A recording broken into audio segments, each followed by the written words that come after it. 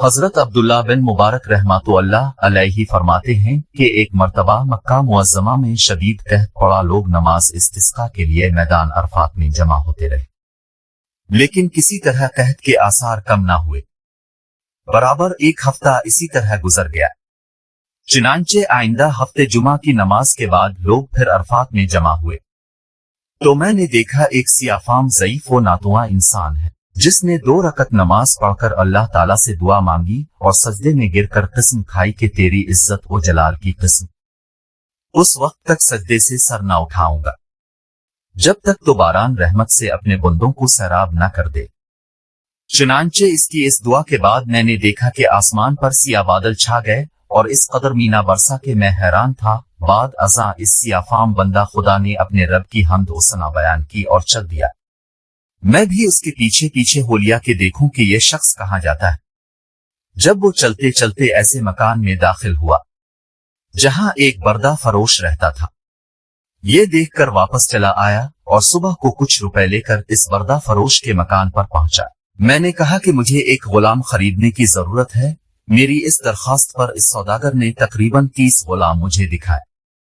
इन सब को देखभाल कर मैंने कहा, उनके अलावा और भी कोई गुलाम है? उसने जवाब दिया, हाँ, एक मनहूस सा गुलाम और है जो किसी से बात नहीं करता। मैंने कहा, इसे भी दिखा दो। तो सौदागर उसी गुलाम को ले आया जिसको मैं देख चुका था कि उसकी दुआ से अल्लाह ने बारान रहमत की थी। मैंने सौदागर से दरियाफ्त किया कि तुमने इसको किस कीमत पर खरीदा है? सौदागर कहने लगा कि खरीदा तो है मैंने 20 अशरफियों का, मगर आपको सिर्फ 10 ही अशरफी का दे दूंगा। ये सुनकर हजरत अब्दुल्ला बिन मुबारक रहमतुल्लाह अलैहि ने फरमाया कि हमें उसकी जरूरत नहीं, बल्कि मैं तुमको उसकी कीमत में 27 अशरफियां ज्यादा दूंगा। फिर फरमाने लगे कि बस इसका सौदा करके वो गुलाम को हमरा लेकर चल आया।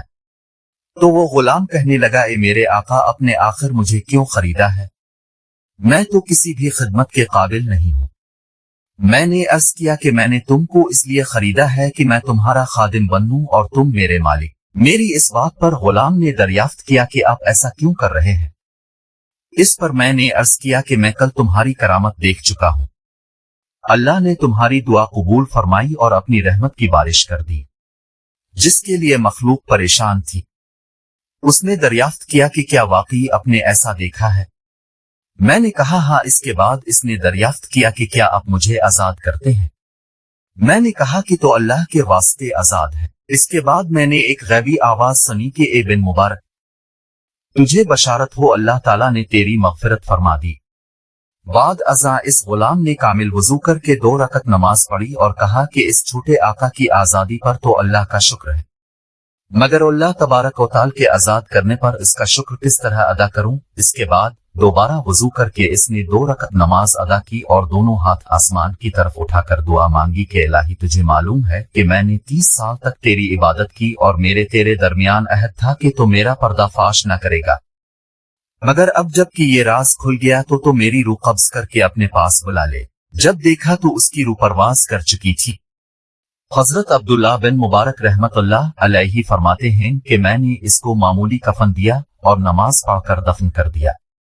बस जब मैं सोया तो क्या देखता हूं, 2 खूबसूरत बुजुर्ग उम्दा सा लिबास पहने हुए।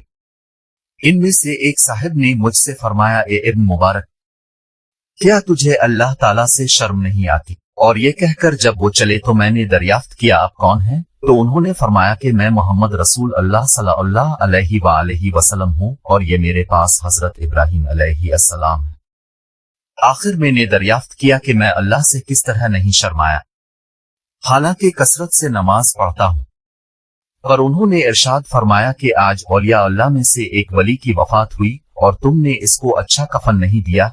चुनांचे जब सुबह हुई तो मैंने इस गुलाम की कब्र खिलवाई और खुलवा कर निहायत उम्दा और नफीस कफन पहनाया और दोबारा नमाज जनाजा अदा करके दफन कर दिया। अल्लाह ताला इस पर अपना रहम फरमाए, आमीन। बाहवाला हकीकतों का गुलदस्ता। सबक। हमें ये सबक मिलता है कि सच है, अल्लाह ताला अपने मुती और फरमान बरदारों की खुद इज्जत बढ़ा देता है। जो अपने आप को अल्लाह के लिए फना कर देता है, अल्लाह ताला दुनिया को खुद इसके आगे झुका देता है। दुआ है कि अल्लाह ताला हम सबको भी नेक बनने की तौफीक अता फरमाए।